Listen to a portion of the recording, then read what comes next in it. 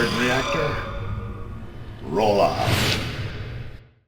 What's going on, Reactor Rides? And welcome back for another review of The Flash.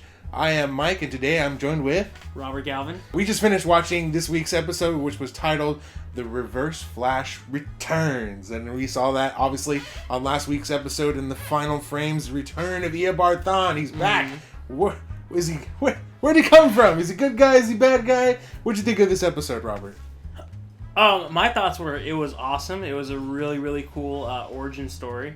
We got to really see how he became Eobard Thawne, or, basically it tied everything together from the first season.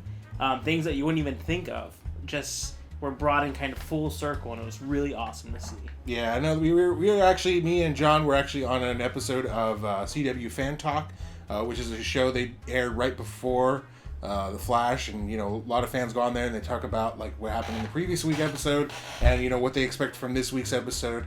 Everybody had theories. We were all way off in terms of what was going to happen. I like this episode though. I thought, as far as with the whole time travel thing, it's always weird, and like certain films have like their own like idea of how time travel works. And in this one, I liked that no matter what, Eobard Thawne was going to come back. Eobard Thawne is somehow, in some way, still alive no matter what. And, in this case, he just happens to come back, and then, he has no idea what happened between him and the Flash later on, or the fact that he's, currently dead, technically, in his timeline. So it was pretty interesting, and I like that. And the fact that, him and Flash will always somehow be, mortal enemies. They're always tied together, just like he had said. They're always going to be connected. And it kind of goes to show that, I don't know if it's that time is linear in their universe, or even though they're alternate universes, which we got to explore a little more of, with, for instance, Jay Garrick. But it was really cool to see. It was a really good episode. Being able to see the beginning of Eobard Thawne, and just like how you had said, Mike, I thought it was awesome. It was better than I expected, better than last week's. Yeah, and it was another big thing that happened in this episode was obviously we finally get I guess this is the bookend for Patty and Barry. This is the definitive end.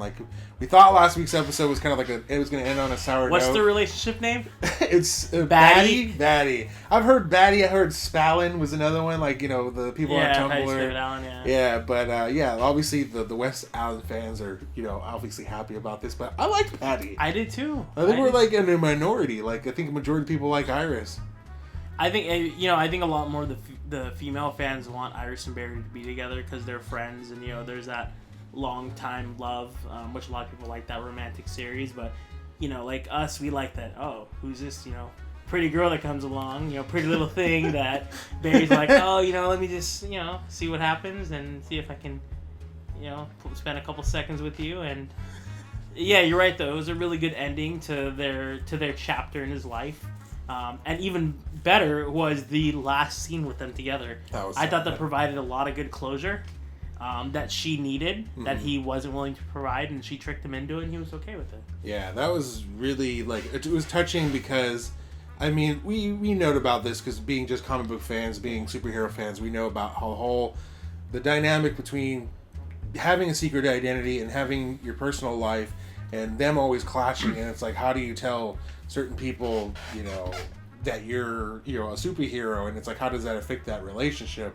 And, obviously for Barry, he's seen that, over the last season and so forth, that, it's his identity, his secret identity affects other people.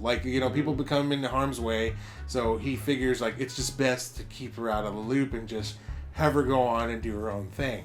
And then even, Joe says, at some point where it's not even related to what Patty's talking about, or, the whole Patty situation. He says that, I realize now that, no matter what, you're going to have to make sacrifices, and then you're going to have to let that go. And I was like, I think he was mostly talking about Eobard Thawne, but I think it had something also to do with Patty, because it's he had to let her go. Yeah. And it's what was best for her, and, that's kind of the superhero syndrome, or superhero struggle.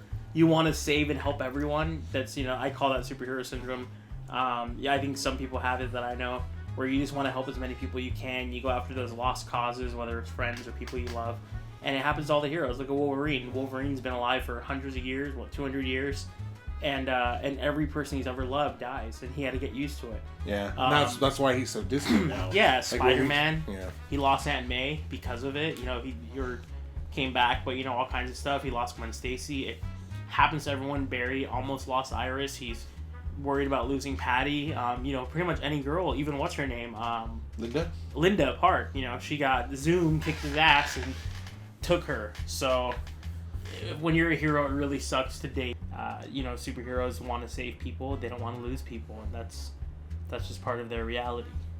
And I thought another good storyline in this episode was also like you get to see more of like the camaraderie between Harrison Wells and Cisco again. Yeah. Like they ever since they came back from the mid-season, there's been an obvious like difference in tone. Mm-hmm. Like Harrison's been kind of like very distant, but for some reason in this episode he seems back to trying to be a part of it, trying to help Cisco, and like he seems legitimately nervous when Cisco starts to phase in and out of time. Well, I think more because Cisco's the one who helped him find out that his daughter was still alive.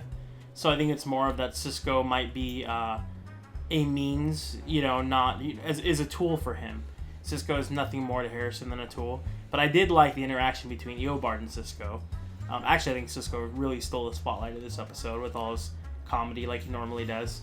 But when he had a discussion with Eobard Thawne and he's like, "You made me. I want you to think about that." Like that was awesome because that was a dude who was like a dad to him at one point, in season 1, that betrayed him, and he finally got to get his own closure and give him a little bit of a tease. Yeah, and I think in the end, this episode was overall, it ties back in with the first season, and it continues forward because Barry ultimately had to let Eobard go, and he had if he didn't, Cisco would have died because of the time paradox, and I thought that was a really cool moment, and it was that really cool double-edged sword for him because I mean.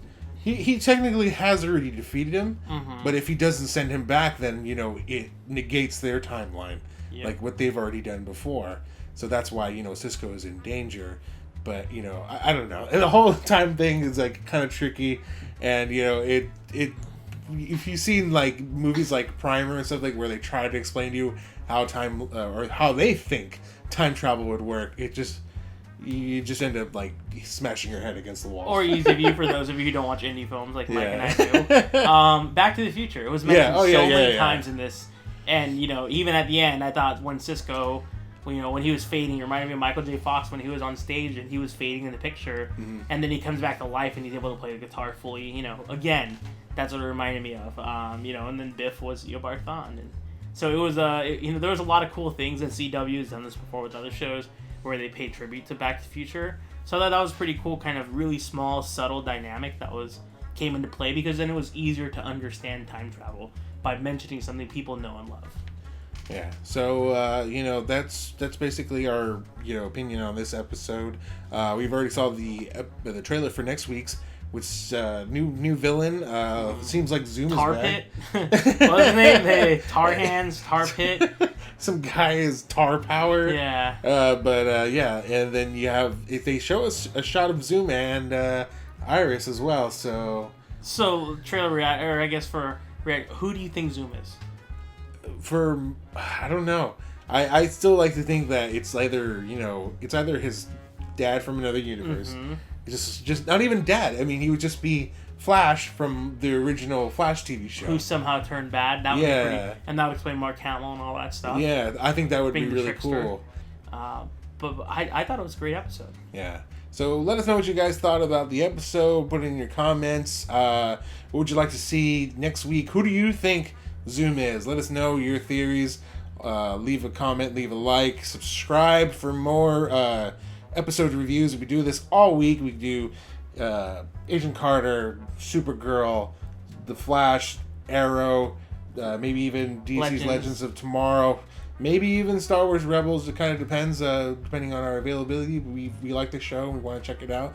So And- subscribe for more of that stuff. Don't forget to check today's episode on the CW Seed of the Flash Talk, where you can see Mike, and you can also see John. He's not here. He's not here today, but you can see John too. We lost him. Yeah, as they talk with what's his name who plays Eobard Thawne. Matt Litcher. Yeah, Matt Litcher, who's also played with some of the stars from Legends Tomorrow, Victor, what's called in past shows. So really cool to see that too. I definitely recommend checking that out. Well, thank you guys for watching. We'll see you guys next time. See you next time.